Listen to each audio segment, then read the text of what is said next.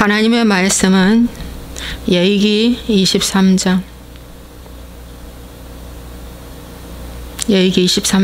1절부터 보겠습니다.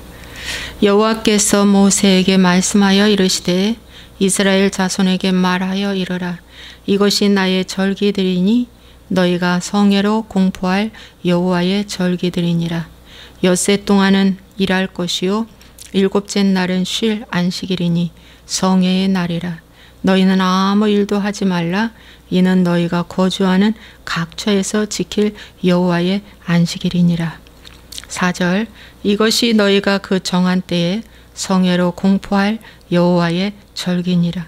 첫째 달 열 나흘 날 저녁은 여호와의 유월절이요 이달 15째 날은 여호와의 무교절이니 이래 동안 너희는 무교병을 먹을 것이요 그 첫날에는 너희가 성회로 모이고 아무 노동도 하지 말지며 너희는 이래 동안 여호와께 화제를 드릴 것이요 일곱째 날에도 성회로 모이고 아무 노동도 하지 말지니라.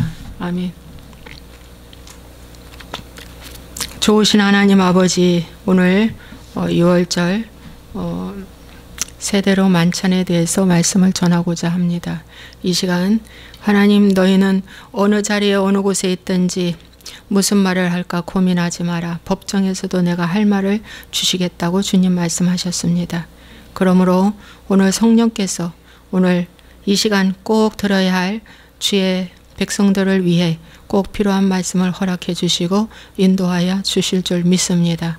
성령님께서 온전히 이 메시지를 인도하시고 역사하시옵소서. 예수와의 이름으로 축복하고 기도합나이다. 아멘. 오늘은 유월절에 대해서 말씀을 전하겠습니다. 6월절은 4월 5일 날, 포로기 후에는 니산달이라고 했습니다.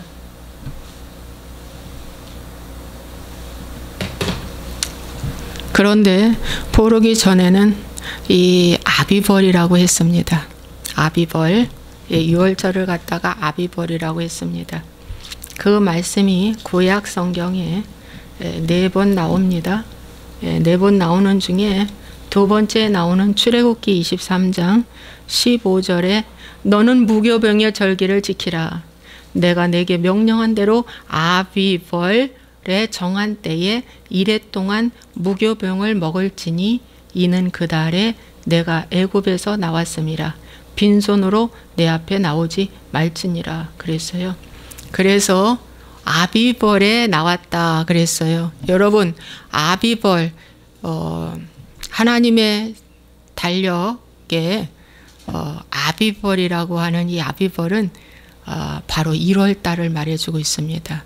지금 윤달이 껴가지고 윤달 2월이지만은 여러분이 6월절이라고 하는 것을 지키는 절기는 뭐냐면 그 춘분이 3월 21일이더라고요. 춘분. 근데 춘분은 어떤 날이냐면은 봄의 시작입니다. 만물이 소생하는 아주 춥지도 덥지도 않은 그런 가장 좋은 날이 춘분이라고 합니다. 그런데 24절기 중에 이 춘분이 있는데 이 춘분은 태양과 지구가 평행선을 이루을 때 그때가 춘분이랍니다. 춘분날이랍니다. 그래서 평행선을 이루을 때, 즉 해가 동쪽에서 정확하게 떠서 서쪽으로 정확하게 지는 이제 그 일이 계속 날마다 정확하게 반복된다고 합니다. 춘분을 기점으로 해서 저도 이제 또 새롭게 알게 됐어요. 여러분, 그래서 이 춘분부터 세보니까 딱 보름날에 4월 5일 날이 6월절이더라고요. 그래서 포로기 후에는 니산달이라고 했고 포로기 전에는 구약에는 아비벌이라고 하는데 이 아비벌이 바로 1월달, 니산달 이렇게 말하는 달이라고 여러분은 아시면 됩니다. 그래서 아비벌이나 니산달은 똑같다. 그리고 이것이 안 맞을 경우에 윤달을 낀다고 해요. 그런데 정말 이번 때는 윤달이 2월달이 윤달이 꼈습니다. 그래서 정확하게 4월 5일 날 보름날이 된 거예요. 보름날이 돼가지고 아주 그냥 6월절에 보름달이 동그랗게 뜬 것입니다.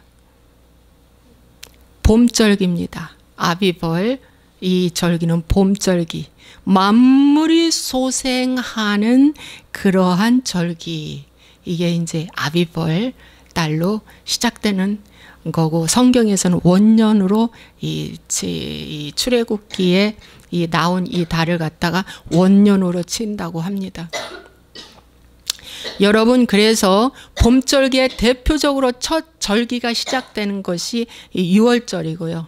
가을절기에 첫 절기로 이제 시작되는 것이 나팔절, 대속제일, 장막절인데 7월 1일 날 시작돼서 음력 7월 1일 날 시작돼서 나팔절이 시작되고 그 다음에 10일에 대속제일이 되고 그 다음에 이제 7월 15일 날이 장막절이 되는 것입니다. 그래서 7월 15일 날도 아주 그냥 보름달이 그냥 동그랗게 뜹니다. 그런데 6월절도 보름달이 동그랗게 뜨는 절기, 여기도 보름달이 가을절기도 봄달이 둥그랗게 뜨는 절기. 6월절은 주님의 초림 예수로 오셔서 죽으신 온 인류의 죄를 위해서 대속으로 죽으신 절기입니다. 그런데 장막절은 다시 오실 예수님, 장막절에 주님이 오셨는데 6월절에 돌아가셨고요. 죽으셨고요. 또 다시 오실 예수님, 그분이 바로 이제 장막절 기간에 이제 오신다고 해요. 절기 기간으로 보면 그렇답니다. 그래서 이 절기를 대대손손에 너희가 사는 땅에서 지켜라. 이 절기는 유대인의 절기도 아니고 누구의 절기도 아닙니다. 여호와의 절기라고 성경은 나와 있고 나의 절기라고 분명하게 말씀해 줬기 때문에 여러분, 저기 이방인들이 지키는, 이단들이 지키는 그 절기가 아니에요. 이거는 나의 절기다. 구약 성경에 말씀해 주고 있습니다. 6월절을 예수님이 십자가 마지막 날 지시기 전에 마지막에 6월절 만찬하시고 십자가 지셨습니다. 그래서 이것을 꼭 기념하고 지키라. 그래서 현대에서는 이제 성만찬, 성찬 이렇게도 부르고 있습니다. 그래서 오늘 그 의미와 그 뜻을 여러분 하나하나 가르쳐 드릴게요. 여러분, 6월절은 1년에 한 번 드리는 걸로 되어 있지만 우리는 6월절의 깊은 의미와 뜻은 뭡니까? 회개하는 삶을 살아라는 것입니다. 그래서 6월절은 패삭이라고 하는데 넘어갔다. 모든 재앙이 넘어갔다. 모든 애굽의 재앙이 넘어갔고 건져주셨다라는 그런 뜻을 갖고 있습니다. 자, 그래서 아비벌이라고 하는 이 성경의 아비벌도 참 깊은 의미가 있어요. 아비비라는 것은 부드럽다 이런 뜻을 갖고 있답니다. 그런데 예수님께서 이 땅에 오실 때 이사야서 53장은 메시아의 장입니다. 거기에 보면은 이사야 53장 2절에 그는 주 앞에서 자라나기를 연한 순 같고 마른 땅에서 나온 뿌리 같아서 이렇게 했어요. 그래서 이사야 53장은 메시아의 장이고 결국 십자가 고난받으시고 십자가 지신 장으로 유명하게 나와 있습니다. 근데 연한 순 같으신 그분이 예수님이 이 땅에 오셨는데 아비벌 때 아비벌이라는 이 뜻은 연한 순, 부드러운 이런 뜻을 갖고 있다는 것입니다. 참 얼마나 성경적인 의미가 있습니까? 그런데 이분이 이제 6월절에 이제 돌아가셨어요. 그래서 사실 예수님이 부활하신 날은 4월 7일 날 계산으로 치면 5일 날 십자가 지시고 무교절, 그 다음에 이제 요제절 이렇게 들어가서 7일날 주님은 부활하신 것입니다. 근데 개신교하고는 전혀 다르죠. 예, 그래서 이 무엇보다도 하나님은 나의 부활절을 기념하라 보다 유월절을 기념하라고 말씀하고 있습니다. 왜냐? 십자가가 너무나도 중요하기 때문입니다. 하나님의 마음을 전달하는 데는 십자가 외에는 없다는 것입니다. 그래서 유월절을 여러분들은 꼭 기억하고 잘 지키셔야 되는 것이 정말 성경적입니다. 예. 그래서 아비벌 때 이렇게 이제 주님이 이제 오셨고요. 오늘 그 유월절에 대해서 여러분에게 성령께서 주시는 대로 말씀을 전하겠습니다. 자, 유월절에는 포도주 4잔의 의미가 있습니다. 자, 그 포도주 4잔의 의미가 출애굽기 6장에 비교해서 우리에게 주시는 의미가 있습니다. 출애굽기 6장에 보면은 하나님이 모세를 부르십니다. 그를 부르시면서 말씀하십니다. 이제 내 백성을 애굽에서 이끌어내라. 이렇게 말씀해 주고 있어요. 그런데 그 말씀 중에 출애굽기 6장 6절에 모세의 이제 사명장으로도 볼 수 있죠. 이끌어내라. 이스라엘 자손에게 말하기를 나는 여호와라고 얘기해 줘라. 나는 여호와라. 내가 애굽 사람의 무거운 짐 밑에서 너희를 빼내며 그들의 노역에서 너희를 건지며 편팔과 여러 큰 심판들로서 너희를 속량하여 너희를 내 백성으로 삼고 나는 너희의 하나님이 되리니 나는 애굽 사람의 무거운 짐 밑에서 너희를 빼낸 너희의 하나님 여호와인 줄 너희가 알지라. 이렇게 말씀해 주고 있습니다. 자, 4번의 유월절 기간 동안 예수님도 마지막 최후의 만찬 때 4번의 잔을 드셨을 것이라고 학자들은 말합니다. 예, 4번의 잔을 마십니다. 우리는 보통 교회에서 약식으로 한 잔의 포도주와 한 개의 작은 떡을 먹지만 원래 정식으로 하면 4개의 잔을 마시는 것이 정말 정석입니다. 그래서 이 4번의 잔을 마시는데 첫 번째 잔은 나는 여호와라 라고 하는 분리의 잔입니다. 분리의 잔, 선택, 구별의 잔입니다. 두 번째 잔은 내가 애굽 사람의 무거운 짐 밑에서 너희를 빼냈다. 그래서 구속의 잔, 재앙의 잔이라고 하는데 이 빼낸 거, 여기서 빼냈기 때문에 이 지난 날을 기억하라는 것입니다. 지난 날 애굽의 그 고난된 그 생활 430년 동안에 그들이 엄청 고난을 받았잖아요.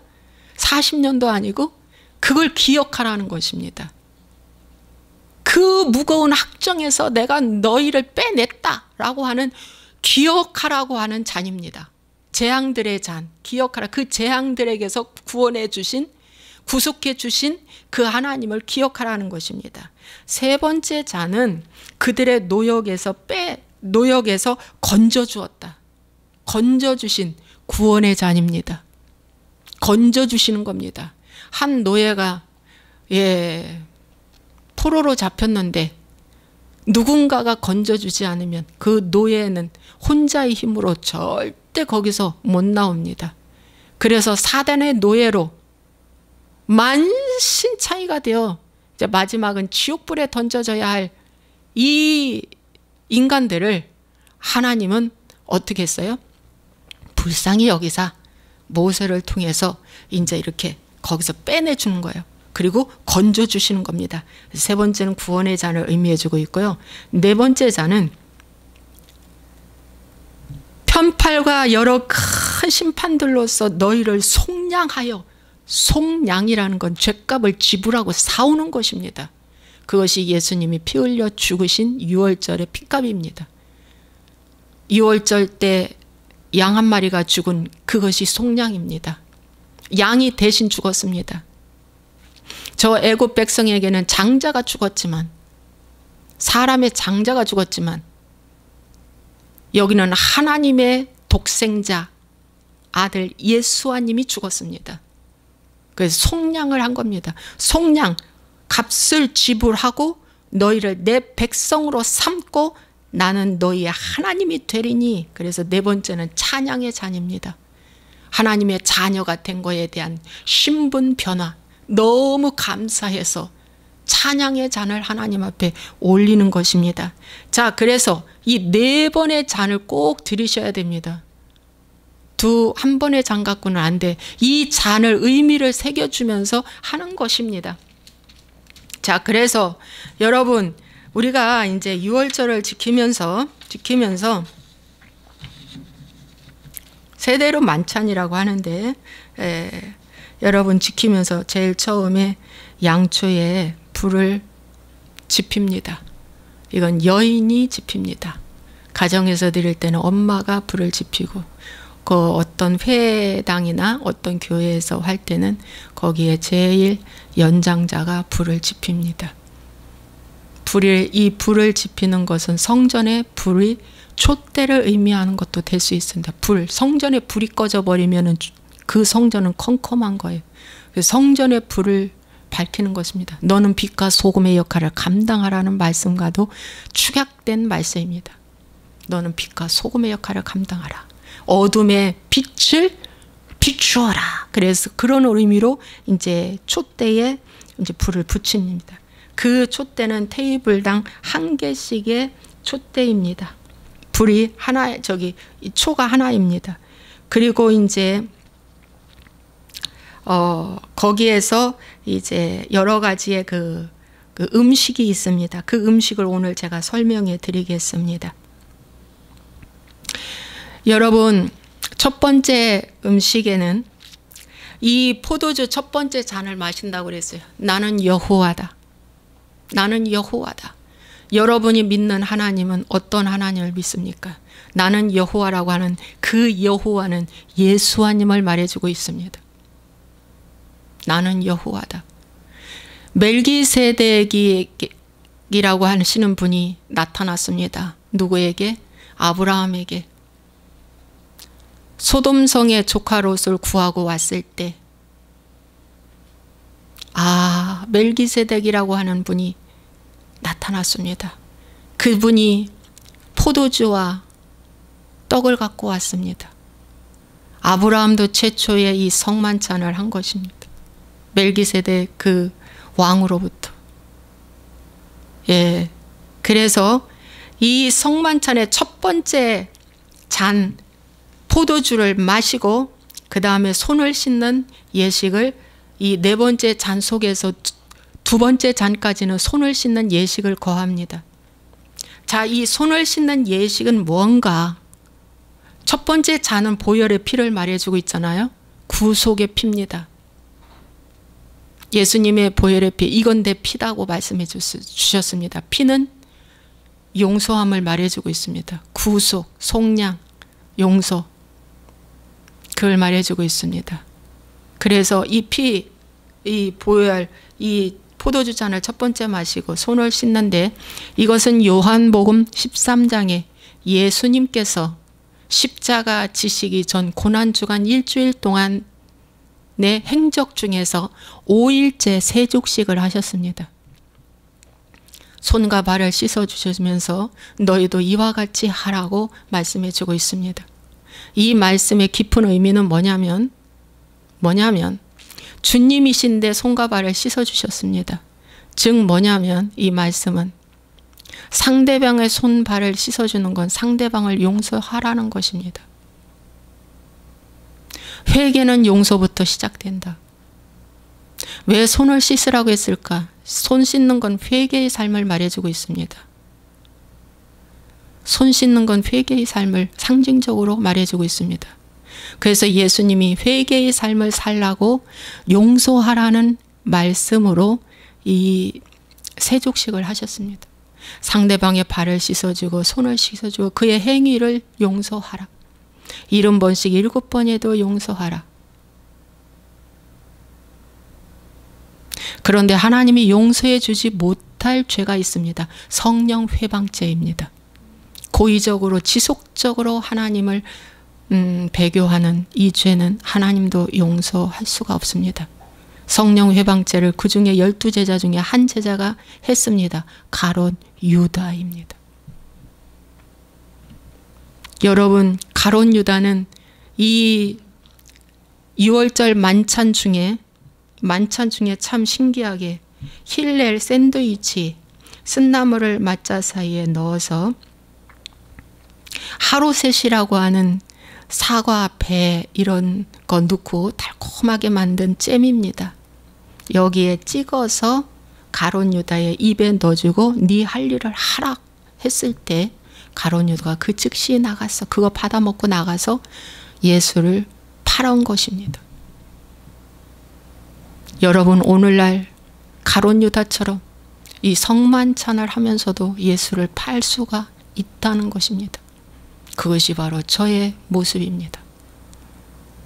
저의 모습입니다. 그래서 잘 보셔야 합니다.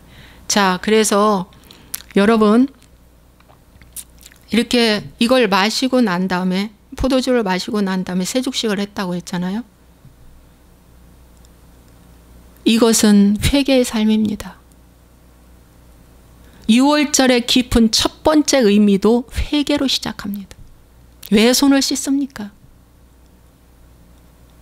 나의 더러운 행위, 내 손에 피가 가득한 거예요. 구약 성경의 선지서들을 보면은, 이사야서 특히 이런 말씀들을 보면은, 내가 너희를 도저히 너희들 절기들 예배 번제 받을 수가 없다. 왜냐하면 한 가지, 너의 손에 피가 가득하다. 너의 손에 피가 가득해. 그래, 알고 봤더니 그 피가 뭔가 했더니 고아와 과부와 불쌍한 자, 연약한 자 막 그냥 불법 행하게 하고 불의를 행하게 하고 공평한 판결을 내리지 못하게 하고 했던 이런 모든 것들이 내 손에 피를 묻혔다고 합니다. 하나님의 공의와 정의에서 벗어난 모든 불법 불의의 삶이 바로 내 손에 피가 가득하다고 말씀하고 있습니다. 여러분의 작은 삶 속에서, 여러분의 작은 삶 속에서 생기는 모든 일들이 여러분의 손에 피가 가득해. 그래서 손을 씻고 오라는 것입니다.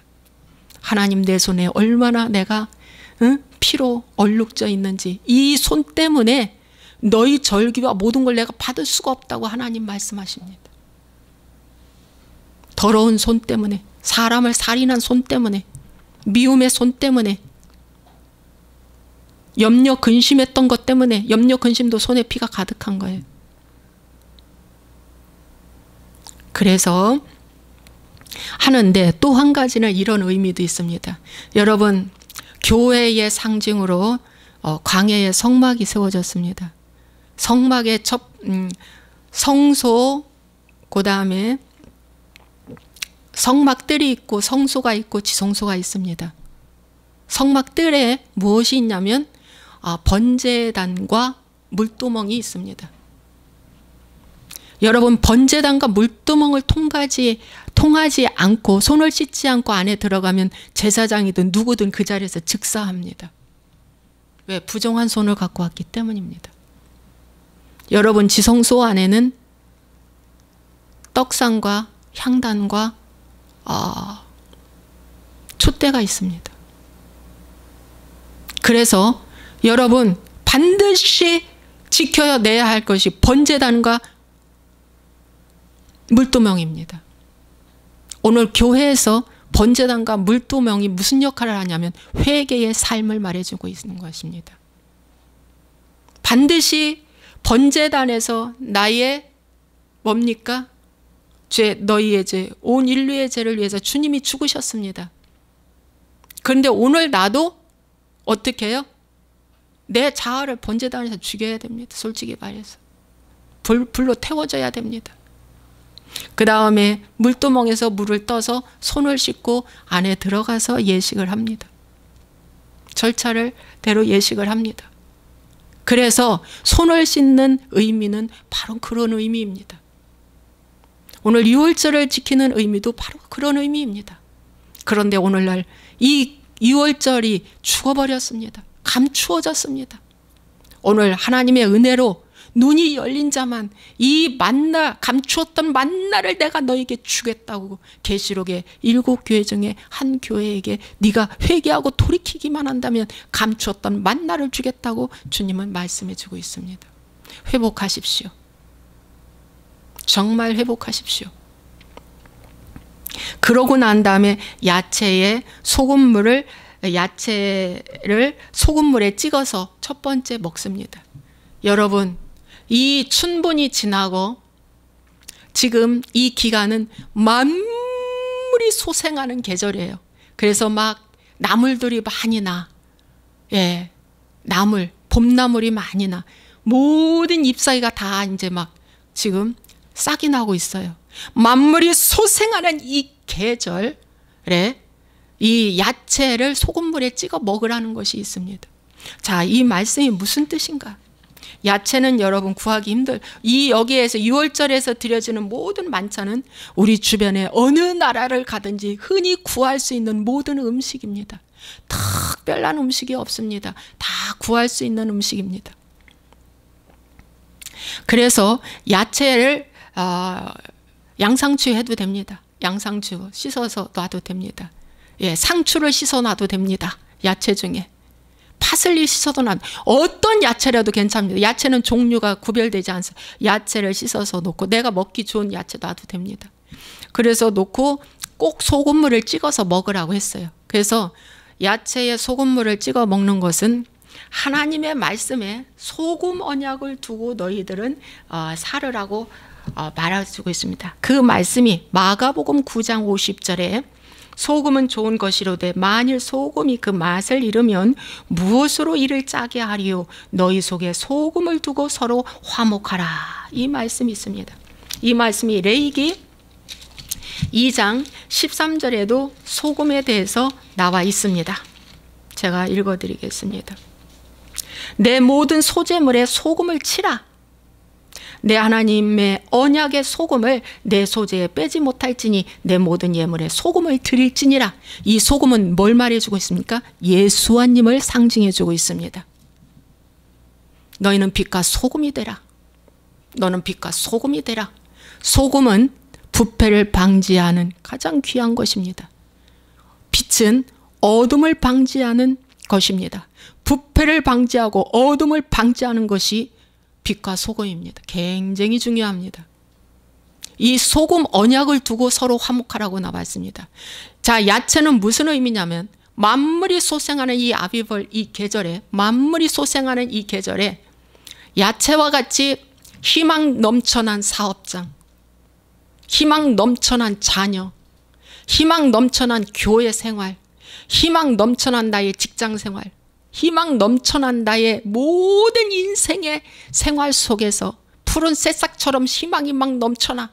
와, 좋아. 좋아. 생동감이 넘쳐난다.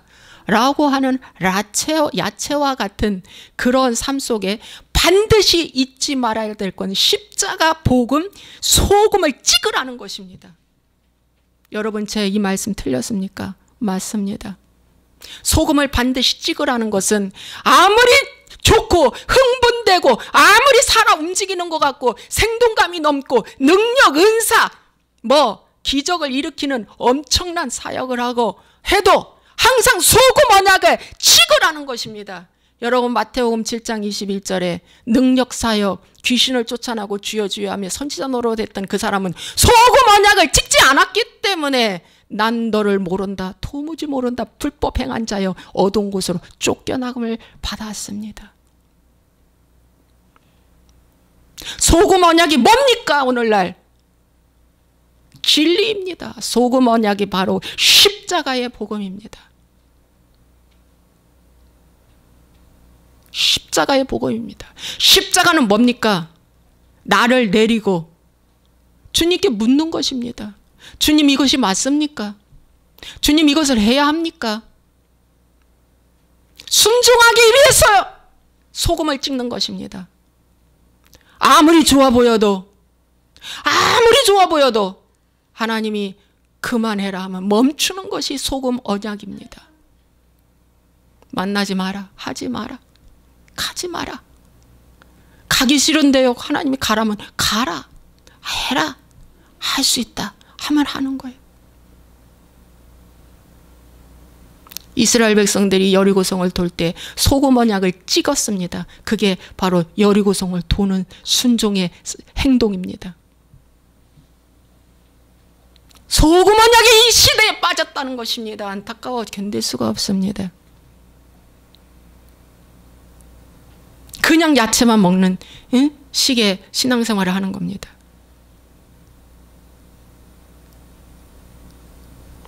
부자 청년에게 예수님 말씀하셨습니다. 네가 모든 거는 다 됐다. 어렸을 때부터 다 지켰다. 그런데 한 가지 부족한 게 있다. 소금 언약을 지키지 않았어. 너 가진 돈 다 팔아. 가난한 자들에게 주고 나를 따르라. 그게 소금 언약입니다. 여러분, 소금 언약이 십자가 복음입니다. 이 십자가 복음은 이방인에게는 미련한 것이요, 유대인에게는 꺼리끼는 것이다. 야, 왜 저렇게 믿을까? 예수님을 왜 저렇게 믿을까? 야, 이거 뭐야 도대체? 가증한 것으로 보여집니다. 그러나 소금 언약을 반드시 소금 찍지 않으면 아무리 좋은 야채도 썩는다. 아무리 좋은 야채도 썩는다. 그걸 찍어 먹으라고 말씀하고 있습니다. 자, 그 다음에 3개의 맛자를 포개서 가운데를 자른 후 접시에 올려놓는다. 여러분, 맛자가 무교병입니다. 그런데 3개의 맛자입니다. 3개의 맛자는 의미와 뜻이 있습니다. 성부, 성자, 성령을 의미하기도 하고요. 이스라엘 백성들에게 제사장, 이런 선지자, 이런 의미도 있습니다. 백성, 선지자, 제사장, 이런 의미도 있습니다. 연합의 의미가 있습니다. 그런데 그 맞자는 예수님의 몸을 의미합니다. 그 맞자 무교병에 누룩을 넣지 않고 맞자를 굽니다. 아무것도 넣지 않고. 그런데 그날 저녁에 바로 발효되지 않는 것을 가지고 나와서 구웠기 때문에 그렇게 이제 그런 무교병이라고 말씀하고 있는데, 이 의미는 무엇이냐면은 누룩은 세상을 의미합니다. 여러분, 하나님의 말씀은 세상이 들어가면 절대 안 됩니다. 제가 며칠 전에 제대로 이제 실전 좀 하려고 메시아니락이라고 하는 교회에 가서 제가 그 2월절 절차를 한번 봤습니다. 그런데 아쉬움이 많았습니다. 그 속에 세속이 들어가 있는 것을 보았습니다. 아쉬움이 많았습니다. 다 말씀을 드릴 수 없고 내 마음이 아팠습니다. 그러나 내가 배울 점만 배우고 오면 되니까요. 예, 세속이 들어가 있더라고요. 누룩을 뺀 거. 그날 저녁에 급히 구워서 먹고 나오고 광야에서 그 맛자를 먹어야 합니다. 일주일. 이제 이 6월절은 이제 나오면서 이제 먹고. 여러분, 그래서 이 맛자에 이렇게 구멍을 똥송송송 뚫어놨어요. 이 구멍은 예수님의 창자국을 의미한답니다. 그리고 그 무교병 겉에가 울긋불긋 시큼시큼 노릇스름하게 구워졌습니다. 그것은 바로 뭘 말하냐면 예수님의 피자국, 예수님의 고난의 흔적 자국입니다. 많이 맞으셔서 몸이 온통 피로 얼룩진 고난의 흔적을 예수님을 상징해주고 있는 것입니다. 그런데 이 예배가, 여러분, 예수님이 이렇게 된 이 맛자를 포개서 이제 자루는 접시에 올려놓고 두 번째 잔을 마십니다. 여러분, 두 번째 잔은 가득 채워서 먹습니다. 충만하게 채워서 먹는다고 해요. 자, 두 번째 잔에는 재앙들의 잔, 구속의 잔이라고 하는데 어린 자녀들이 질문을 합니다. 네 가지 질문을 합니다. 왜 이것을 합니까? 왜 유월절을 지킵니까? 라고 물을 때 그 자녀들한테 이렇게 대대손손에 대답해 주라고 말해주는 장면이 성경에 나와 있습니다. 오늘날도 마찬가지입니다. 어린 자녀들에게 왜 우리가 예수님을 믿어야 하는가요? 왜 교회에 가야 하나요? 왜 성경을 읽어야 하나요? 왜 기도를 해야 하나요? 왜 포기해야 하나요? 왜 내려야 하나요? 여러 가지로 물을 때 반드시 우리는 먼저 잘 배워서 그들한테 대답을 해주라. 그들에게 그 말을 대답해 주라는 것입니다. 나도 몰라가 아니면 절대 나도 몰라 하면 안 돼. 교회 가서 배워 이러면 안 돼. 언제 어느 자리에서부터인지 어른들은 부모들은 위에 사람들은 배워서 그것을 그대로 전수시켜주고 가르쳐 주라는 거예요. 그래서 학습하라는 뜻이야. 유월절은 학습하라. 학습 없이 여러분 하나님 잘 섬길 수 있겠습니까? 훈련 없이 반복 훈련 없이 하나님을 잘 섬길 수 있겠습니까? 두 번째는 그런 뜻을 갖고 있어요. 그런 잔. 기억하라. 지난 과거의 고난의 역사, 흔적을 쉽게 잃어버리지만 기억하라. 그 430년 동안의 엄청난 그 고난을 기억하라. 종되었던 그 삶을 기억하라. 그 퍽퍽했던 그 삶을 기억하라. 답답하고 힘들었던 그 삶을 기억하라. 하나님 모르고 울부짖고 힘들었던 그 삶을 무시 거절당하고 힘들었던 그 삶을 기억하라. 그 삶을 기억하면 아주 그냥 어떻게 해요? 고개가 쩔레쩔레 흔들어. 두 번 다시 생각하기 싫어. 두 번 다시 생각하기 싫어. 여러분 회개해서 하나님의 백성이 되면 이 세상이 좋아할 리가 없습니다. 솔직히 말해서 이 세상 즐거워할 일이 없습니다. 솔직히 애굽은 세상을 의미하는데 세상을 좋아할 이유가 없습니다. 그런데 이스라엘 백성들은 정탐꾼들은 광야에서 계속 뭐라고 말합니까? 이 세상 좋다고 말하잖아요. 애굽으로 돌아가자, 애굽으로 가자고 자꾸 말하잖아요. 이 말은 곧 회개가 안 됐다는 것입니다. 형식적인 크리스찬 회개가 안 된 것은 아직도 돈에 미치고 아직도 명예에 미치고 아직도 음란에 미치고 아직도 체면에 미쳐서 어떻게 정신 못 차리는 삶을 사는 것입니다. 어떻게 해서든지 나만 살면 되는 나 중심의 신앙생활을 하는 사람들이 다 이 과에 들어가는 것입니다.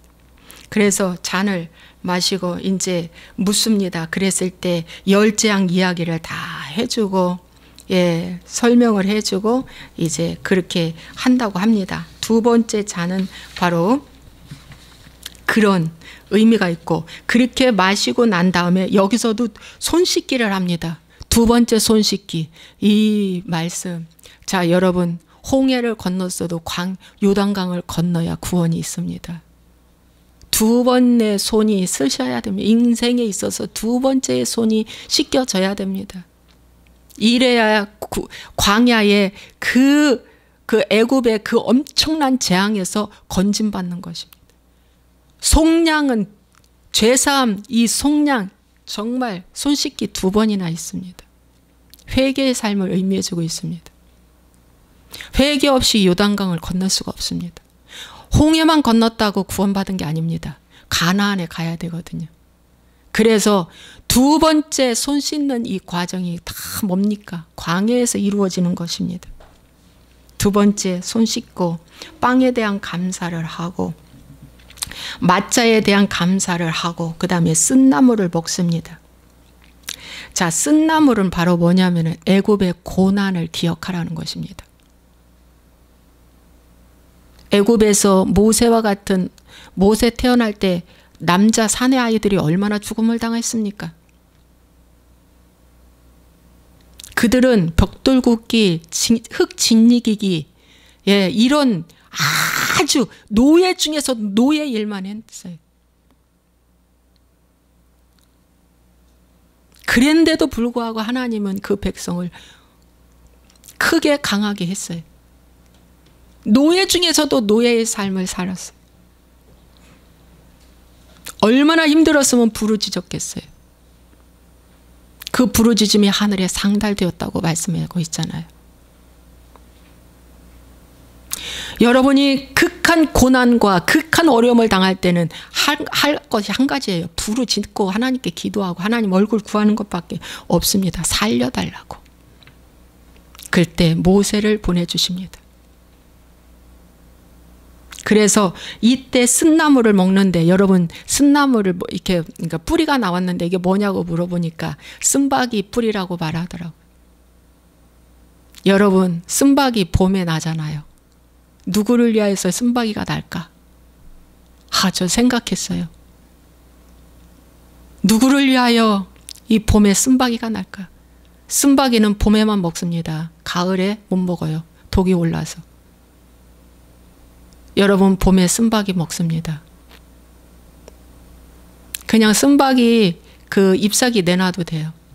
어디서든지 다 구할 수 있는 야채예요. 근데 그 쓴바귀를 맛자에 얹어서 먹습니다. 맛자에 얹어서 먹습니다. 이 의미는 뭐냐면 맛자는 바로 무교병이잖아요. 예수님의 말씀의 떡에 올려놓고 고난의 쓴바귀를 올려놓고 먹으라는 겁니다. 여러분이 극한 고난을 당했을 때 항상 말씀의 떡에 올려놓고 그 고난을 잘 견디고 인내하고 살아라. 이것이 쓴바귀 먹는 것입니다. 말씀 없이 쓴바귀 먹으면은요, 하나님 원망하다가 죽습니다. 그런데 말씀과 함께 쓴바귀를 먹으니까, 이 쓴 나무를 먹으니까 해석이 돼서 아하! 하로셋이 있구나. 이걸 느끼는 거예요. 하로셋은 뭐냐면은 말이죠. 참 신기하죠. 배, 사과 이런 걸 잘게 짜서 꿀 넣고 버무린 잼을 말해줍니다. 그래서 쓴바귀에 하로셋 넣고 맛자에다가 함께 먹어요. 달콤한 맛이 더 강해요. 쓴맛보다 달콤한 맛이 더 강하더라고. 이 말씀은 뭐냐면 아무리 힘들어도 말씀 안에만 있다면, 내가 주 안에만 있다면 달콤한 인생이 된다는 뜻입니다. 전화위복, 달콤한 인생이 된다. 맛있어. 달콤해. 살만해. 고난은 있지만 살만해. 할렐루야. 고난 중에 감사하는 것이 하루셋 먹는 것입니다. 고난 중에 기뻐하는 것이 하루셋 먹는 것입니다. 여러분 맞잖아요. 고난 중에 더 기도하고 더 말씀 보고 더 하나님을 의지하고 사모하는 것이 하루셋을 먹는 것입니다. 믿습니까? 믿습니까? 그런 의미에서 두 번째 잔을 마시고 이렇게 먹으면서 이제 이때에 계란도 먹고 양고기도 먹고 이제 식사를 합니다. 여러분 식사는 도시락 싸와도 되고 그 자체에서 준비해도 되고 김밥 한 줄이라도 괜찮아요. 그냥 밥 먹으면 됩니다. 저녁 빵 먹어도 돼요. 어쨌든 식사를 하는 거예요. 예수님도 두 번째 잔 마시고 식사하셨잖아요. 식사 후에 또 이렇게 말씀이 나오잖아요. 유월절 절기에서. 유월절 식사를 해요. 그래서 식사를 하는데 여러분 계란을 먹어. 계란은 뭘로 구워야 돼? 불로 구워야 돼. 그 다음에 양고기도 정강이뼈. 뭘로 구워야 돼? 불로 구워야 돼. 정강이뼈 아니라도 괜찮아. 꼬치라도 괜찮아. 여러분 인터넷으로 하면 요즘 양고기 다 구매할 수 있어. 어디를 가든 슈퍼를 가든 양고기 다 있어. 구할 수 있어. 양고기 사다가 굽는 거야. 근데 우리는 불에 직접 구울 수는 없으니까 어떻게? 그냥 찜은 불 이렇게 후라이팬 놓고 다른 거 넣지 말고 그냥 이렇게 구우면 되는 거야. 그러면 기름이 쫙 빠지면서 어떻게 해요? 구워져요. 구운 계란도 뭐요? 그냥 구우면 되는 거야. 고구마 같은 거 굽는 거에다 구우면 되는 거야. 그런 거 집안에 없는 사람은 어디 있어? 다 있지. 군고구마 하는 것처럼 구우면 돼. 근데 왜 찌지 않고 삶지 않고 구우라고 했을까? 불은 도대체 무엇이길래?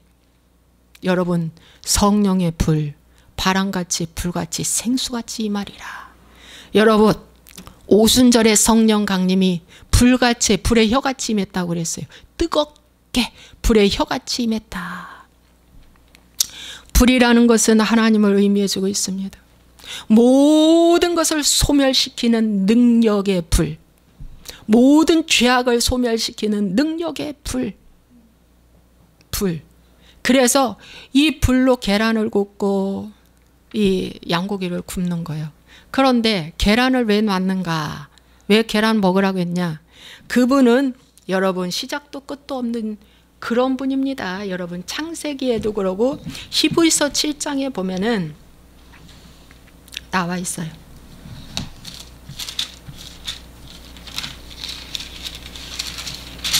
히브리서 7장에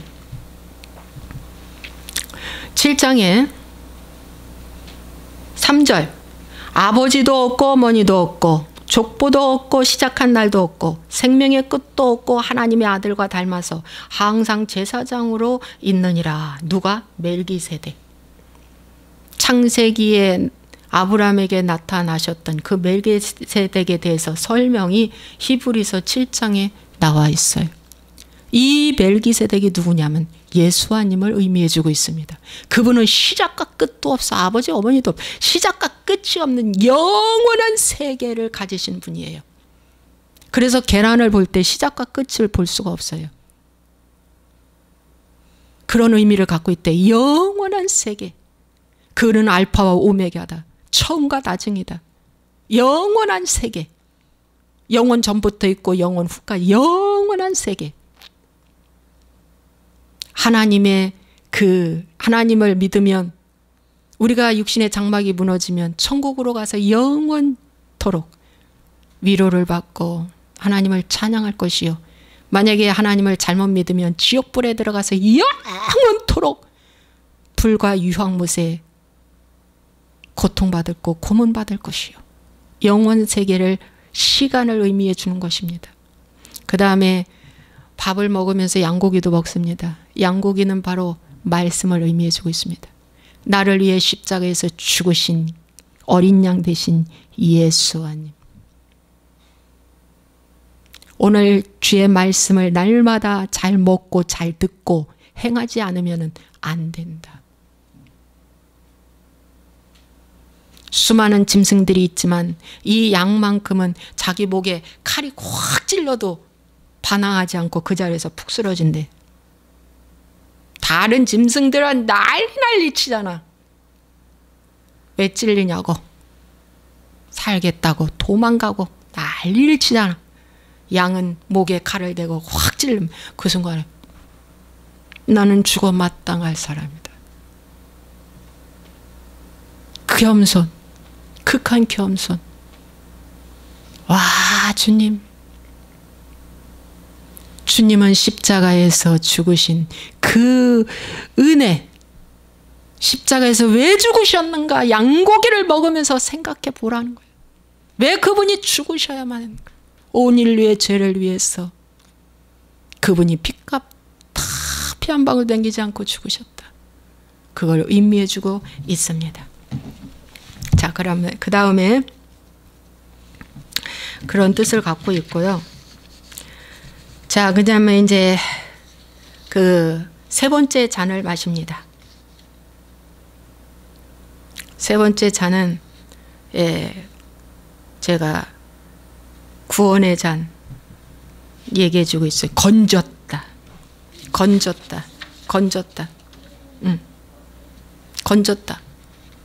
이스라엘 백성의 그 엄청난 학정에서 건져주신 잔입니다.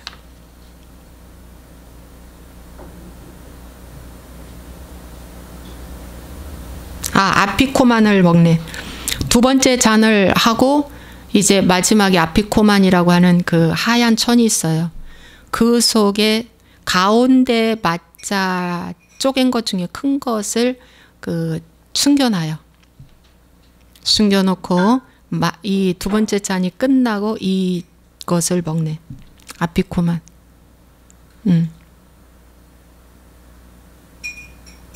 이것은 재임 예수님을 말해주고 있어요.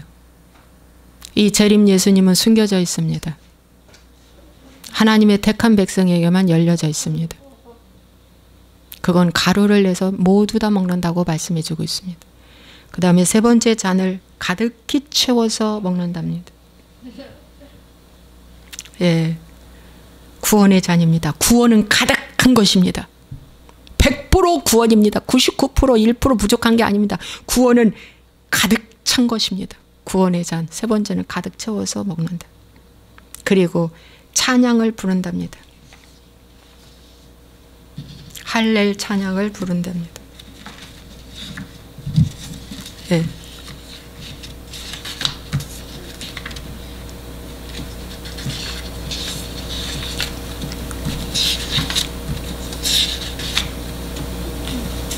나는 여호와다. 내가 편팔과 큰 심판들로 너희를 구속할 것이다. 아, 세 번째 잔에서 아피코만을 먹네요. 아피코만. 이걸 먹고 난 다음에는 이제 음식을 먹을 수 없다라고 나와 있어요.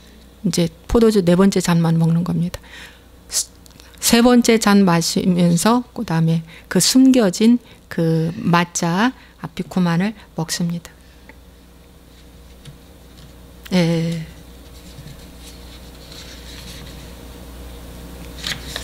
그 다음에 네 번째 희망의 잔이라고. 나는 여호와다. 내가 너희를 내 백성으로 삼고 너희 하나님이 될 것이다. 내가 미츠라임 사람들의 노역 아래에서 너희를 나오게 한 여호와 너희 하나님이라는 것을 너희가 알 것이다. 하고 이제 시편 중에 시편 113편에서 118편으로 된 이 시편을 낭송하고 읽고 그 다음에 찬양하고 예. 아멘 주 예수여 어서 오시옵소서. 계시록의 끝장에 그 말씀 있어요. 아멘 주 예수여. 계시록 22장. 주 예수의 은혜가 모든 자들에게 있을지어다. 전에 20절에 아멘 주 예수여 오시옵소서 마라나타라는 찬양을 부르고 끝난다고 하며 내년 다시 6월절을 위하여 예루살렘에서 하면서 끝난다고 하십니다. 여러분 6월절은 단 일회성이 아닙니다. 우리는 매일 지키는 것입니다. 6월절의 의미를 여러분이 쭉 보십시오. 다 회개의 삶입니다. 6월절 드리기 전에 그들은 먼저 집안의 누룩을 제거합니다. 집안의 누룩이 뭡니까? 세상 것들입니다. 세상 잡지들, 세상 비디오들, 세상에 갖고 있는 형상들, 세상이 좋아하는 것들을 다 치워버립니다. 내다 다 버립니다. 온 식구가 다 이건 동원해서 일을 합니다. 그리고 가정을 청소를 싹 합니다. 자, 이 말씀은 뭐냐? 내 안에 내 심령 안에 있는 더러운 누룩들을 다 6월절 드리기 전에 갖다 버리는 겁니다. 아무리 몇 년 된 오래된 친구라도 그 친구만 만나면 술 생각이 나고 음란 생각이 나고 영화 생각이 난다면 그 친구를 끊어버리셔야 됩니다. 아무리 좋은 지인이라도 그 사람만 만나면 열등감과 자존심이 박살이 나서 분이 나고 혈기가 난다면 그 사람 끊어버리시기 바랍니다. 아직 내가 준비가 되지 않았기 때문에 그 사람 만날 수가 없습니다. 전도할 수가 없습니다. 그런 것들이 다 누룩입니다. 나의 잘못된 식습관, 나의 잘못된 나의 생활 습관들 이런 것들을 다 누룩입니다. 끊어버려야 합니다. 마음의 성전 청결, 가정의 성전 청결, 가정은 성전이다. 마음은 성전이다. 이거 하고 나서 6월절 촛불을 켜고 6월절 예식을 합니다. 이 예식 안에 있는 모든 음식은 여러분 주변에서 얼마든지 구할 수 있는 것입니다. 교회에서 안 하면 여러분 가정에서 두세 사람 놓고 하십시오. 두세 사람 있는 그곳에 나도 그들 중에 있다. 왜 하나님이 전염병을 보내서 이 코로나로 몇 년을 쉬게 했을까? 홀로서기 연습시킨 것입니다. 홀로서기 하도 집단적으로 짝짝꿍이 돼가지고 교회 한번 예배 드리고 오면 끝 이러니까 가정 예배, 개인 예배 홀로서기 시킨 것입니다. 영적으로 보면 집단 이기주의, 개인 이기주의로 너무나 오랫동안 쪄들어 있어서 그걸 한번 꽉 몽둥이 친 것입니다. 코로나 전염병으로 홀로서기 하라. 할 수 있습니다. 이렇게 하시면 됩니다.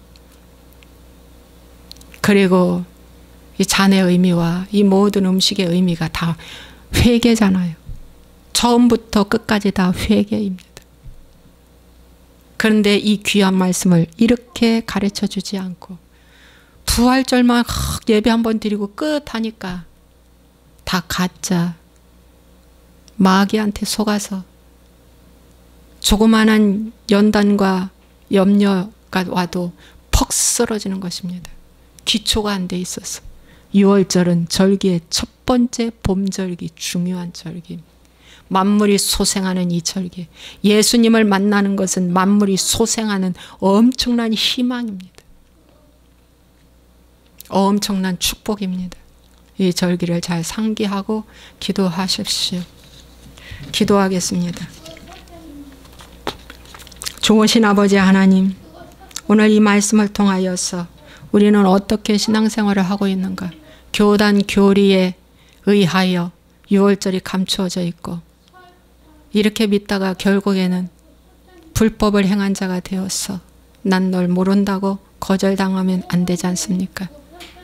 그러므로 이젠 유튜브가 지금은 다 열려 있고 이 코로나를 통해 유튜브도 이제 많이 발달을 해서 열려 있고 했기 때문에 잘못된 복음은 거절하고 잘된 건 받아들여서 하나님 홀로서기로 아버지 신부 단장해서 주님 오실 날 기름 준비한 지혜로운 슬기로운 처녀 되게 해 주옵소서.